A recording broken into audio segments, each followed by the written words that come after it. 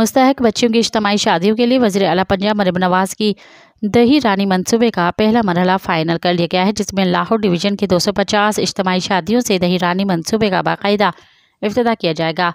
ज़रा के मुताबिक वज़ीर आला पंजाब मरियम नवाज़ की दही रानी मंसूबे का पहला मरहला फ़ाइनल कर लिया गया है, जिसमें लाहौर डिवीज़न की 250 इज्तिमाई शादियाँ कराई जाएगी। ज़रा के मुताबिक वज़ीर आला पंजाब मरियम नवाज़ एक्सपो सेंटर लाहौर में दही रानी मंसूबे का आगाज़ करेंगे। इज्तिमाई शादियों का पहला हिस्सा लाहौर में रवां माह मुनक़द किया जाएगा। ज़रा का कहना है कि रवां माह 19 दिसंबर को मुस्तहक बच्चियों की इज्तिमाई शादियाँ कराई जाएंगी, जबकि रवां बरस सूबे भर में 1500 मुस्तहक बच्चियों की शादियाँ कराई जाएंगी। इस मौके पर जोड़ों को वज़ीर आला की जानिब से 1-1 लाख रुपए की सलामी भी दी जाएगी। मज़ीद ख़बरन ऐं तफ़सीलात लाइ विज़िट कयो असांजी वेबसाइट www.awamiNewsHD.com ऐं ॾिसंदा रहो अवामी न्यूज़ HD।